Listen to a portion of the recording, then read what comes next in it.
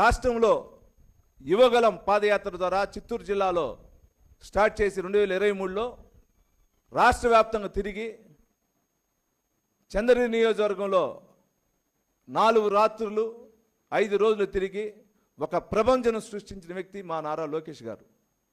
దాని తర్వాత మీరు ఈస్ట్ వెస్ట్ గోదావరి పోయే లోపల మీరు ఏ విధంగా అడ్డంకులు పెట్టి మా పెద్ద ఆయన్ని అరెస్ట్ చేస్తూ దాని తర్వాత కూడా పాదయాత్రకు ఎన్ని అడ్డంకులు సృష్టించారో మీకు తెలుసు.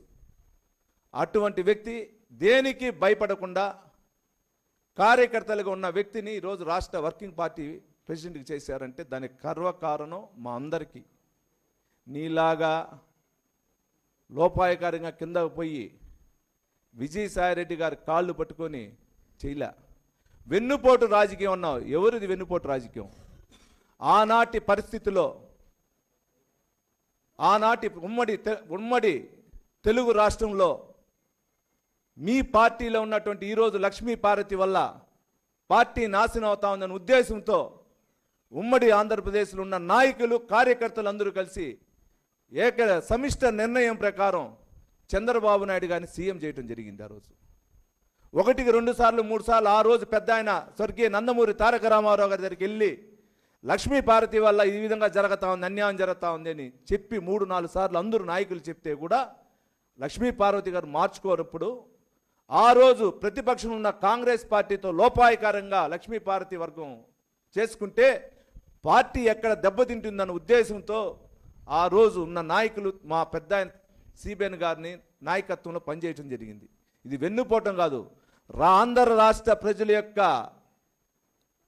స్వలాభం కోసం కాదు, ఆంధ్ర రాష్ట్ర ప్రజల యొక్క అభివృద్ధి కోసం.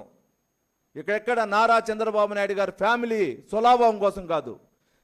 వెన్నుపోటు అంటే మీ కుటుంబం వెన్నుపోటు అంటే నిన్ను వైఎస్ఆర్కి పరిచయం చేసిన కరుణాకర్ రెడ్డిని వెన్నుపోటు చేసినావు.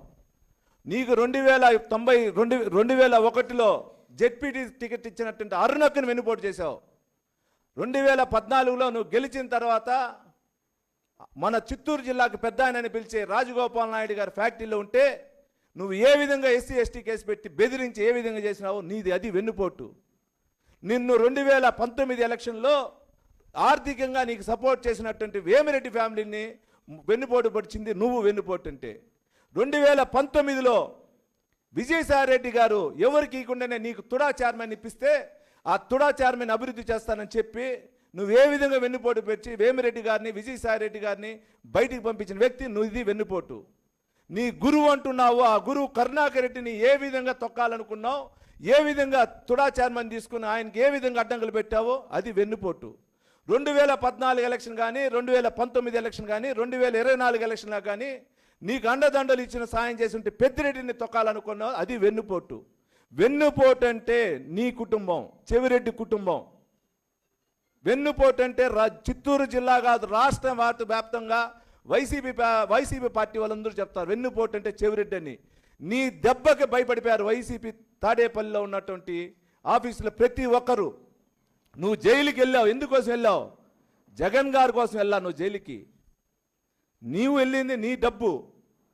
అక్రమ లిక్కర్లో 600 కోట్లు సంపాదించినావు అని చెప్పింది దానికి సాక్ష్యం కసిరెడ్డి గారు, వేరెవరు కాదు. సుమారు 600 కోట్లు సంపాదించి ఈరోజు కూడా కసిరెడ్డి గారే చెప్పిన సాక్ష్యం. నీతో ఉన్నటువంటి వ్యక్తులు డబ్బులు లెక్కేస్తా ఉన్న మిషన్ కూడా చూసావు. ఆ డబ్బు ఎక్కడిది?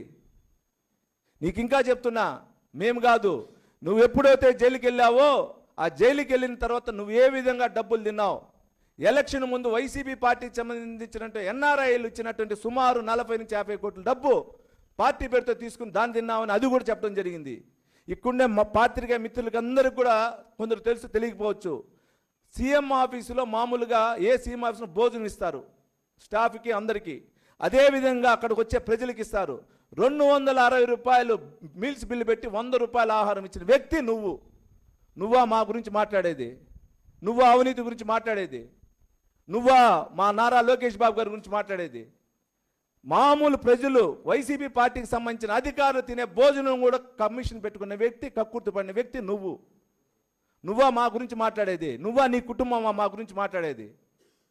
నిన్ను వెనకాల నిన్న ప్రెస్ మీట్లో నిన్ను పెట్టి నడిపిస్తున్నటువంటి భాస్కర్ రెడ్డి ఇంకైనా బుద్ధి తెచ్చుకో. ఇంకా బుద్ధి తెచ్చుకో అన్నాడు నీ కొడుకు.